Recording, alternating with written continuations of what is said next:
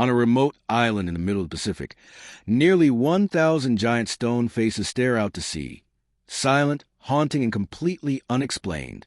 No one knows exactly how they were carved or how they were moved.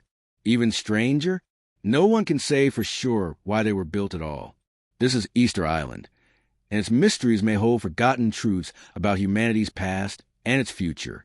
Easter Island, or as the locals call it, Rapa Nui, lies over 2,000 miles from the nearest continent.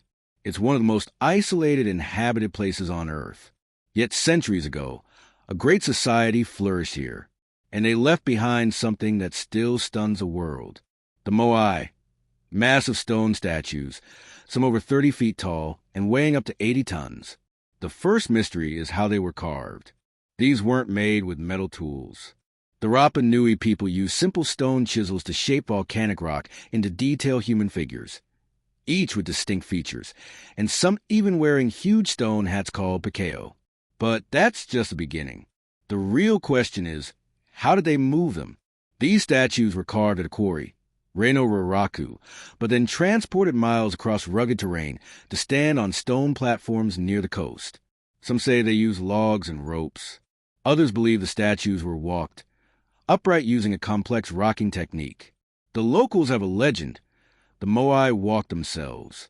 Now, most historians dismiss that as mythology, but in recent years, experimental archaeologists actually managed to walk a replica Moai using ropes and a team of people, just as islanders described, which leads to a bigger question.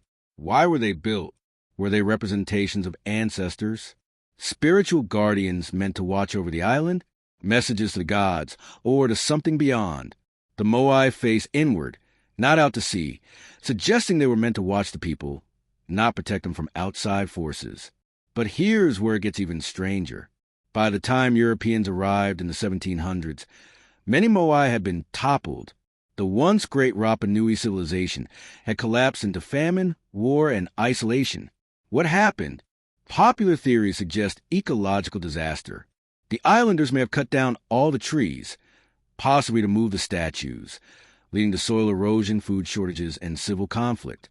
Others think European contact, along with slavery and disease, wiped out what was left of their knowledge and traditions.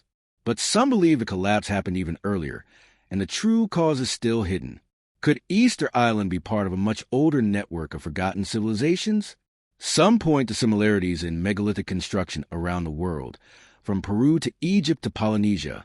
Were the Rapa Nui influenced by ancient seafarers we've never recorded in history? Or could the Moai encode knowledge we no longer understand, something astronomical, mathematical, or even extraterrestrial? No theory fully explains it all. What makes Easter Island truly haunting isn't just the statues. It's the silence. The builders are gone. The purpose is forgotten.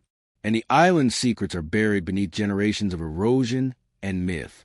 But the Moai remain, staring across the sea, as if waiting for someone to return or to remember.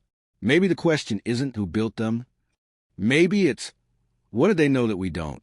If the silence of Easter Island calls to you, subscribe to Secrets Beyond Time, where forgotten worlds speak again. And tell me in the comments, do you believe the Moai were just statues or messages from a lost civilization? Because some mysteries aren't meant to be solved.